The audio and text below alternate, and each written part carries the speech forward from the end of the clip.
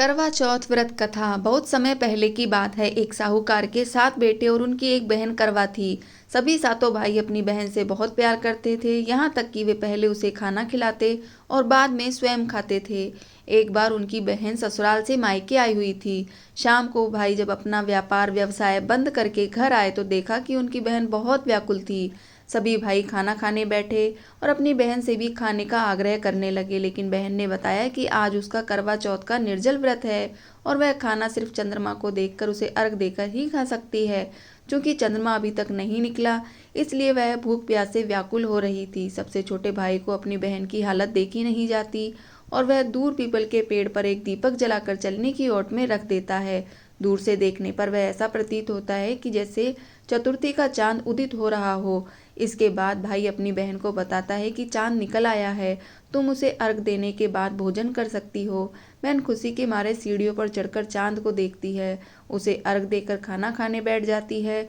वह पहला टुकड़ा मुंह में डालती है तो उसे छींक आ जाती है, दूसरा टुकड़ा डालती है तो उसमें बाल निकल आता है और जैसे ही तीसरा टुकड़ा मुंह में डालने की कोशिश करती है तो उसके पति की मृत्यु का समाचार उसे मिलता है। वह पागल सी हो जाती है। उसकी भाभी उसे सच्चाई से अवगत कराती है कि उसके साथ ऐसा क्यों हुआ। करवा चौथ का व्रत गलत तरीके से टूटने के कारण देवता उससे नाराज हो गए हैं और उन्होंने ऐसा किया है।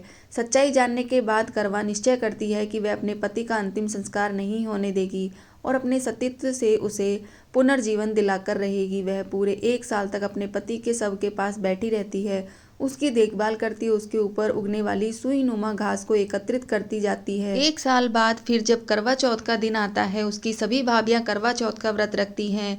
जब भाभियां उससे आशीर्वाद लेने आती हैं तो वह प्रत्येक भाभी से यम सुई ले लो, पिया सुई दे दो, मुझे भी अपनी जैसी सुहागिन बना दो, ऐसा आग्रह करती है। लेकिन हर बार भाभी उसे अगली भाभी से आग्रह करने का कह चली जाती है। इस प्रकार जब छठे नंबर की भाभी आती है तो करवा उससे भी यही बात दोहराती है। यह भाभी उसे बताती है चूंकि सबसे छोटे भाई की वजह से उसका व्रत टूटा था, अतः उसकी पत्नी में ही शक्ति है, वह तुम्हारे पति को दोबारा जीवित कर सकती है, इसलिए जब वह आए तो तुम उसे पकड़ लेना और जब तक वह तुम्हारे पति को जिंदा न कर दे उसे नहीं छोड़ना। ऐसा कहकर वह चली जाती है। सबसे अंत में छोटी भाभी आती है। करवा उससे भी सुहागिन बनने का आग्रह करती है, लेकिन जब वह टालम टोली करने लगती है तो इसे देख करवा उसे जोर से पकड़ लेती है और अपने सुहाग को जिंदा करने के लिए कहती है। भाभी उससे छुड़ाने के लिए नोचती है, खसोटती है, लेकिन करवा नहीं छोड़ती। अंत में उसकी तपस्या को देख भाभी पसीज जाती है और अपनी छोटी उंगली को चीरकर उसमें से अमृत उसके पति के मुंह में डाल देती है। करवा का पति तुरंत श्री गणेश कहता हुआ उठ बैठता है। इस प्रकार प्रभु कृपा से उसकी छोटी भाभी के माध्यम से करवा को अपना सुहाग वापस मिल जाता है।